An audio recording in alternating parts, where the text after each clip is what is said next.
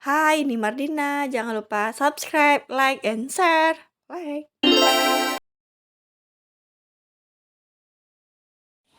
Assalamualaikum warahmatullahi wabarakatuh. Kembali lagi bersama Mardina di sini. Kita sesi kali ini akan belajar mengenai sejarah asas dan tujuan perlindungan konsumen. Oke, terkait akan konsumen di sini kita akan belajar beberapa hal. Oke, next. Sejarah asas dan tujuan perlindungan konsumen.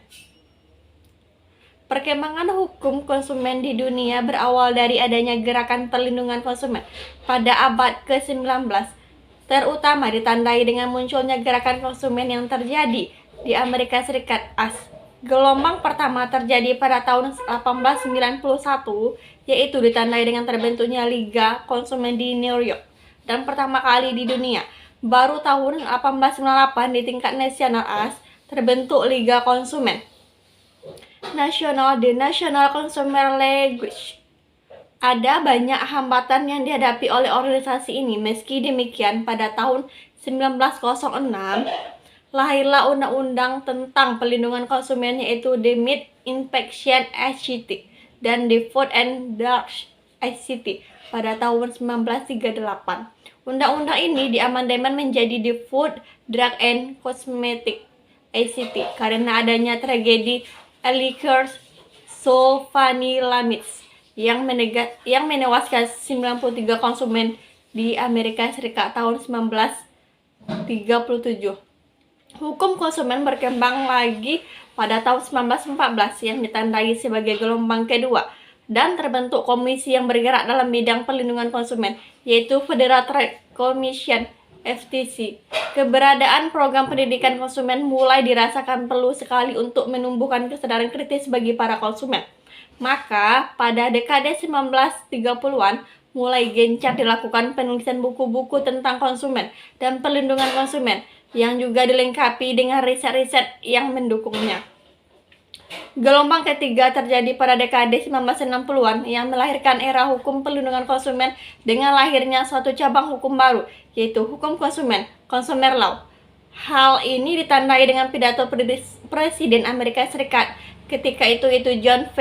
Kennedy di depan Kongres AS pada tanggal 15 Maret 1962 tentang A Special Message for the Protection of Consumer Interest, atau yang lebih dikenal dengan istilah Deklarasi Hak Konsumen, Declaration of Consumer Rights.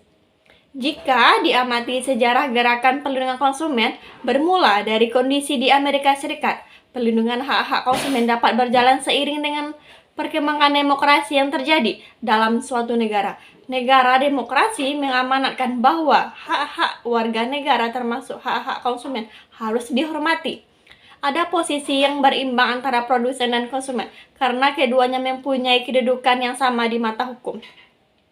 Beberapa negara mulai membentuk semacam undang-undang perlindungan konsumen, yaitu sebagai berikut. Amerika Serikat, The Uniform Trust Practice and Consumer Protection Act (UTPCP) tahun 1962 yang kemudian diamandemen pada tahun 1969 dan 1970. Unified Trade Practice and Consumer Protection Louisiana Law tahun 1973. Jepang, The Consumer Protection Fundamental Act tahun 1968. Inggris, The Consumer Protection Act tahun 1970 yang diamandemen pada tahun 1971. Kanada, The Consumer Protection Act dan Consumer Protection Amendment Act tahun 1971.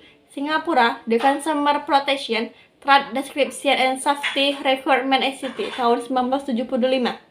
Finlandia, The Consumer Protection Act tahun 1978. Irlandia, Consumer Information Act tahun 1978.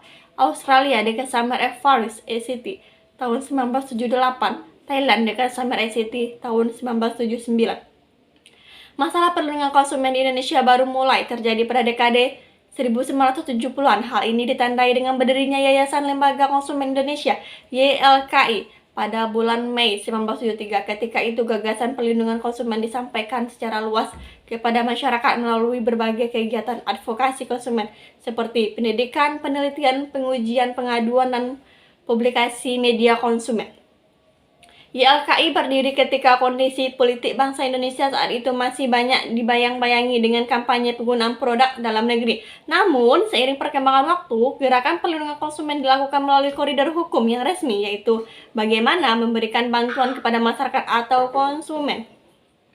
Waktu dekade 80-an, gerakan atau perjuangan untuk mewujudkan sebuah undang-undang tentang perlindungan konsumen dilakukan selama bertahun-tahun. Masa Orde Baru, pemerintah dan Dewan Perwakilan Rakyat DPRD tidak memiliki greget besar untuk mewujudkan karena terbukti pengesahan rancangan undang-undang tentang perlindungan konsumen RUU PK selalu ditunda. Baru pada era reformasi keinginan terwujudnya undang-undang tentang perlindungan konsumen bisa terpenuhi. Pada masa pemerintahan B.J. Habibie, tepatnya pada tanggal 20 April 1999, RUU PK secara resmi disahkan sebagai Undang-Undang tentang Perlindungan Konsumen.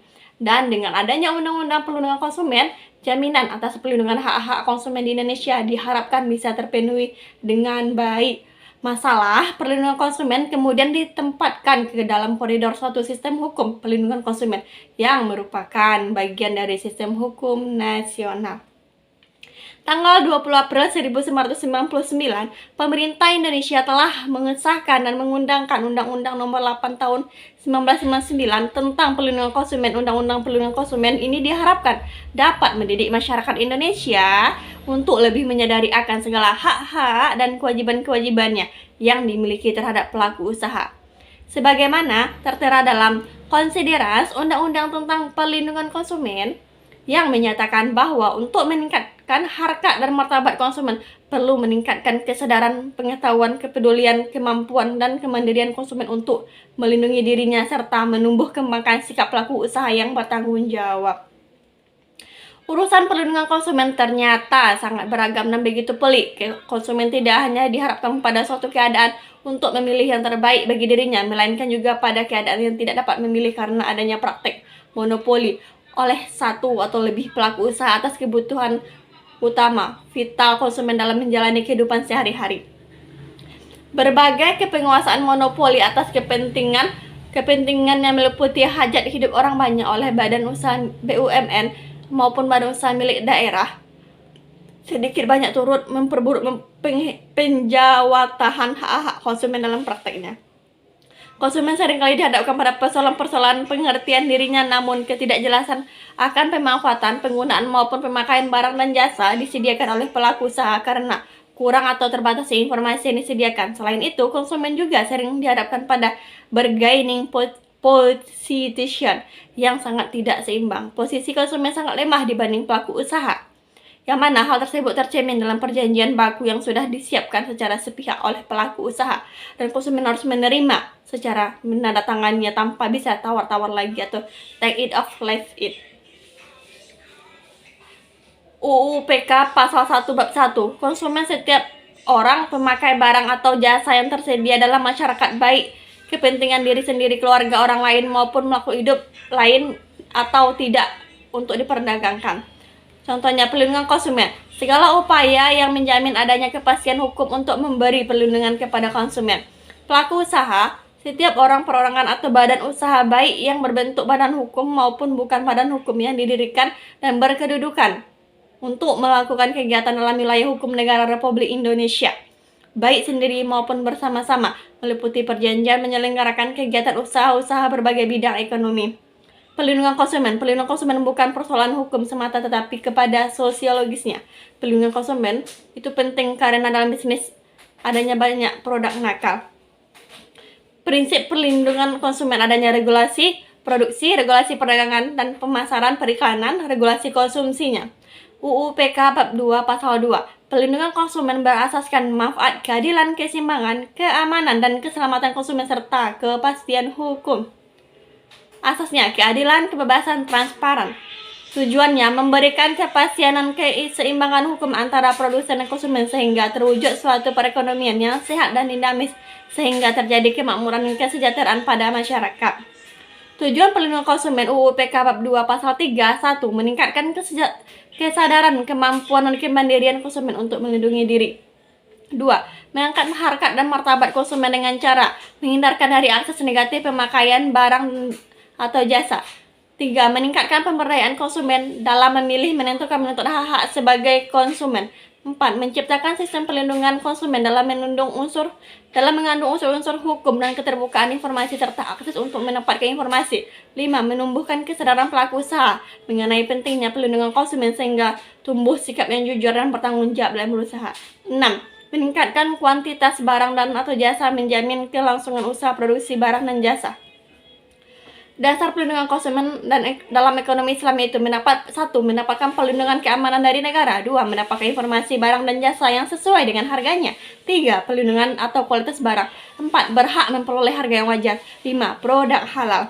Perlindungan konsumen dalam Islam, perlindungan konsumen bukan hanya berlaku bagi konsumen akhir, tetapi juga berlaku pada konsumen komersial dan antara. Perlindungan konsumen itu untuk publik, hubungan dengan sama manusia tidak boleh dimudaratkan. Perlindungan konsumen merupakan kewajiban negara. Sejak pengaturan yang memuat unsur perlindungan konsumen tersebar pada 8 bidang itu. 1. Obat-obatan dan bahaya berbahaya. 2. Makanan dan minuman. 3. Alat elektronik. 4. Kendaraan bermotor. 5. Meteorologi dan tera. 6. Industri. 7. Pengawasan mutu barang. 8. Lingkungan hidup.